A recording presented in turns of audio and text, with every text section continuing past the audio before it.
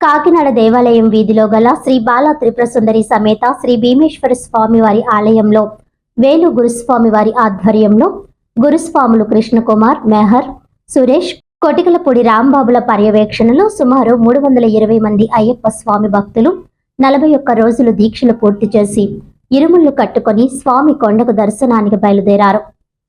ఈ సందర్భంగా ఆలయంలో అయ్యప్ప మాలాధారులు గణపతి హోమం చేసి ప్రత్యేక పూజలు నిర్వహించారు. ఈ సందర్భంగా వేలు గురుస్వామి మాట్లాడుతూ కాకినాడలో 1954లో దండపాణి గురుస్వామి మొదలుపెట్టిన దీక్షా కార్యక్రమాలను ఆయన వారసుడిగా 40 సంవత్సరాల నుంచి ఘనంగా నిర్వహించడం జరుగుతుందన్నారు. ఈ ఏడాది కూడా సుమారు 320 మంది స్వాములతో అయ్యప్ప స్వామి దీక్ష చేశామని అన్నారు. ప్రతి ఏడాది మాదిరిగానే స్వామి దీక్ష పూర్తి చేసుకుని మకర జ్యోతి దర్శనానికి బయలుదేరడం జరుగుతుందని తెలిపారు.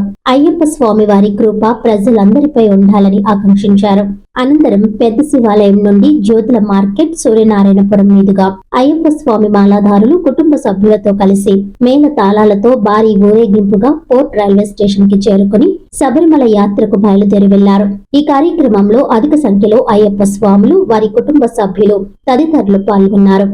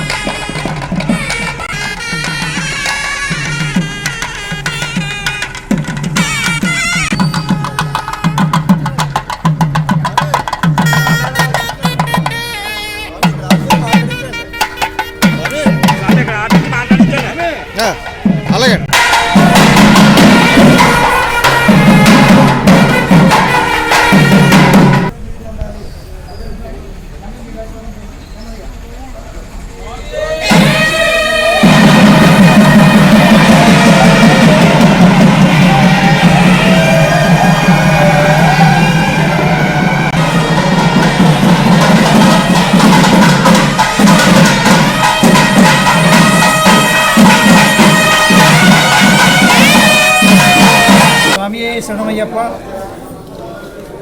ఈ కాకినాడ నగరం నుండి 1954లో దండపాణి గురుస్వామి గారు తొలిసారిగా యాత్ర చేయడం జరిగిందండి. ఆయన పరంపరలో చాలామంది శిష్య బృందం తయారయ్యారు. దాంట్లో దండపాణి గారు తనయుడిగా నా బాధ్యత నేను నిర్వర్తిస్తూ గత 40 సంవత్సరాలుగా మా బృందం శ్రీ దండపాణి అన్నదాన సేవా సంఘం తరఫున శ్రీ కృష్ణకుమార్ గారు పర్యవేక్షణలో సురేష్ గారు, మెహర్ గారు, మూర్తి గారు ఇలాంటి మా బృందం అంతా కలిసి ప్రతి సంవత్సరం కాకినాడ నుండి 300 మంది యాత్ర చేయడం జరుగుతుందండి. ఈ కార్యక్రమాన్ని ప్రతి సంవత్సరం ఇదే విధంగా మేళతాళాలతో స్వామి శివాలయం నుండి బయలుదేరి ఇక్కడ రావడం జరుగుతుంది. ఇక్కడి నుంచి ప్రతి ఒక్కరూ సర్కారు ఎక్కి అక్కడి నుంచి రివెండర్ మైల్, గురువాయూర్ తదితర ట్రైన్లు ఎక్కుతామండి. అక్కడి నుంచి గమ్యం చేరుకుంటాం. గమ్యం చేరిన తర్వాత అక్కడ కార్యకలాపాలన్నీ శ్రీ కృష్ణకుమార్ గారి పర్యవేక్షణలో ప్రతి ఒక్కటి స్వామికి కావాల్సిన ఎరిమేలు పెడతుని లగాయితూ అంబాయి సన్నిధానం చేరే వరకు ఆ కార్యక్రమాన్ని కృష్ణకుమార్ చూసుకుంటారు. దాని తర్వాత కార్యక్రమం శబరిమలలో జ్యోతి దశ నిమిత్తం అందరూ వెళ్ళడం జరుగుతుంది. ఈ కార్యక్రమాన్ని అందరూ చాలా ఆసక్తిగా ఎదురు చూస్తుంటారు. జ్యోతి అనేది చాలా విలువైంది, చాలా విశేషమైనది. ఇలాంటి మకర జ్యోతి సంక్రమణ దర్శనం చేసుకుంటే చాలా మంచిది. ఈ కార్యక్రమాన్ని మన కాకినాడ నుండి వెళ్ళడం ఇది మనం చేసుకున్న మంచి అదృష్టంగా భావిస్తున్నాం మేము. అదేవిధంగా పలు ప్రాంతాల నుంచి వస్తున్నారు, పరిసర ప్రాంతాల నుంచి ఆ స్వాములందరూ కూడా ఈ దర్శనం చేసుకుంటారు స్వామి. ఇదే విధంగా ముఖ్యంగా కాకినాడలో దేవాలయాలు అంటే చాలా ఉన్నాయి మనకి. కానీ ప్రత్యేకంగా బాలగుడి దేవాలయం ఈ మధ్యన పునర్నిర్మాణం చేయడం జరిగిందండి. ఈ షడాధార ప్రతిష్టలో ఆ కార్యక్రమంగా అందరూ ఆ దేవాలయం దర్శనం చేసుకొని, అంటే శబరిమల వెళ్ళలేని ఆడవాళ్ళు శబరిమల ఏ విధంగా ఉంటుందో, ఏ విధంగా పూజ కార్యక్రమం జరుగుతుందో అలాంటి కార్యక్రమాలన్నీ మన కాకినాడ బాలగుడి ఈ విధాలు జరుగుతుంటాయి. దయచేసి ప్రతి ఆడవారు ఇక్కడ దర్శనం చేసుకోవచ్చండి. అదేవిధంగా జనవరి 14వ తారీఖు సాయంకాలం 6:40 జ్యోతి వస్తుంది. ప్రతి ఒక్కరు జ్యోతి టీవీ ద్వారా మీరు వీక్షించండి. స్వామి శరణమయ్యప్ప. ఈ అవకాశం ఇచ్చిన ప్రతి ఒక్కరికి, మీ మీడియా వారికి నమస్కారం. ఓం శ్రీ స్వామి.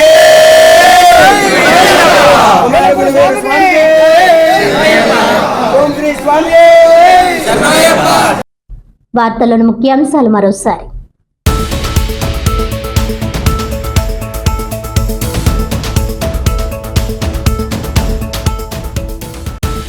కాకినాడ సిటీలో ఇంటిగ్రేటెడ్ ఆయుష్ ఆసుపత్రిని పూర్తి స్థాయిలో ప్రజలకు అందుబాటులోకి తీసుకురావడానికి చర్యలు.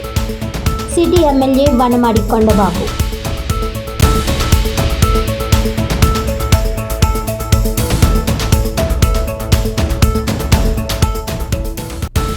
కాకినాడలో 41 రోజులు దీక్షలు పూర్తి చేసి ఇరుముళ్ళు కట్టుకొని స్వామి కొండకు బయలుదేరిన 320 మంది అయ్యప్ప స్వామి భక్తులు. గురుస్వాములు కృష్ణకుమార్, మెహర్, సురేష్, కొటికలపూడి రాంబాబుల పర్యవేక్షణలో ఘనంగా ప్రారంభమైన స్వామి భక్తుల యాత్ర.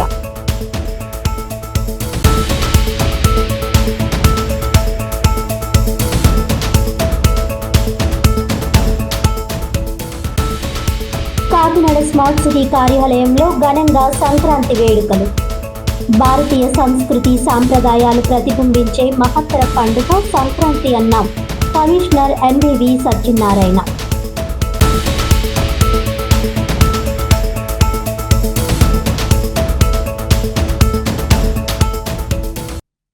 ఈనాటి వార్తలు ఇంతటితో సమాప్తం. తిరిగి వచ్చే బులెటిన్లో మళ్ళీ కలుద్దాం. అంతవరకు సెలవు. నమస్కారం.